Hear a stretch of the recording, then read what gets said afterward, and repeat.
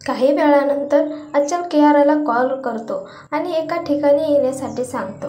अचल एका जुन्या पडीक हवेलीपाशी जातो. कियाराही थोड्या वेळाने त्या ठिकाणी पोहोचते. हवेलीच्या आतमध्ये एका खोलीत कियारा आणि अचल येतात. कियारा अचलला म्हणते, काय झालं अचल, तू मला इथे बोलावलंस?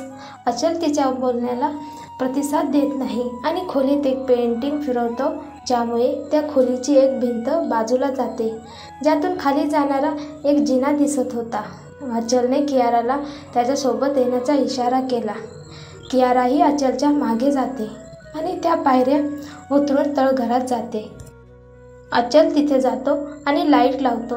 त्या तळघरात समोरच्या भिंतीवर एकमेकाशी जोडलेले अनेक लोकांचे फोटो होते, पण त्या सर्वांच्यावर प्रश्नचिन्ह असल्यासारखे होते आणि सर्व लोकांचे कनेक्शन जोडलेले होते आणि शेवटी फक्त त्या प्रश्नचिन्हावर आले होते.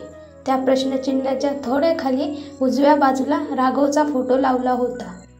त्या चिन्हाशी इतर कोणाचाही फोटो थेट जोडलेला नव्हता, पण राघवचा फोटो थेट त्याच्याशी जोडलेला होता. अचल तळघराच्या दुसऱ्या बाजूला दिवे लावतो. तळघराच्या पलीकडचा परिसर बघितला तर ओसाड वाटत होता. एका बाजूला काही पुतळे ठेवलेले होते आणि त्याच्या जवळच्या टेबलावर वेगवेगळ्या प्रकारच्या बंदुका ठेवल्या होत्या.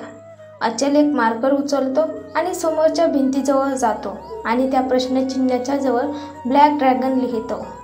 कियारा अचलला म्हणते, तुला ब्लॅक ड्रॅगनबद्दल काही माहिती आहे का? अचल कियाराला म्हणतो, नाही. कियारा अचलला म्हणते, मग तू मला इथे का बोलवलं आहेस? अचल कियाराला म्हणतो, राघवच ब्लॅक ड्रॅगन आहे असे मला वाटते, पण माझ्याकडे पुरावे नाहीत आणि राघव त्याचा प्लॅन 5 महिन्यानंतर करणार होता, तो आता महिनाभर अगोदर सुरू करणार आहे. कियारा चिंतेने म्हणते, पण आजपर्यंत आम्हाला राघवकडून कोणतीही माहिती मिळाली नाही.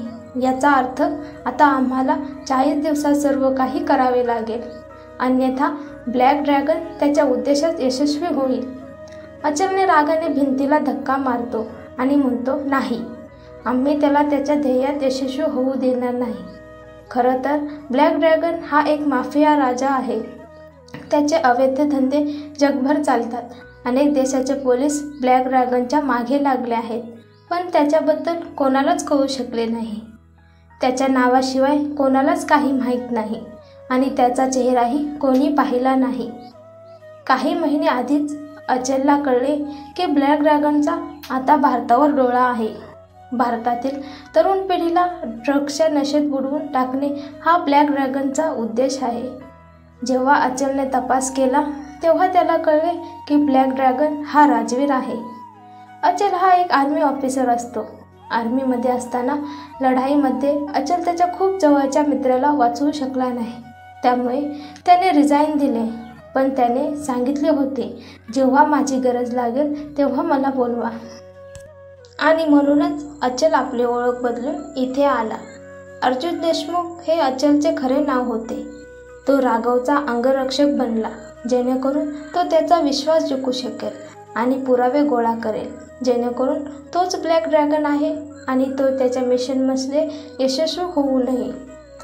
काही तासापूर्वी अचलला कळले की राघवने आपला प्लॅन बदलला आहे आणि आता तो नियोजित वेळेच्या 1 महिन्याआधी ड्रग्स भारतात आणणार आहे. काही वेळ ते तिथे बोलत राहतात. त्यानंतर कियाराला सोबत घेऊन घराबाहेर पडतो. कियाराशी बोलल्यानंतर अचल परत घरी जातो. अचल त्याच्या रूममध्ये जात असताना त्याला सावीच्या रडण्याचा आवाज आला.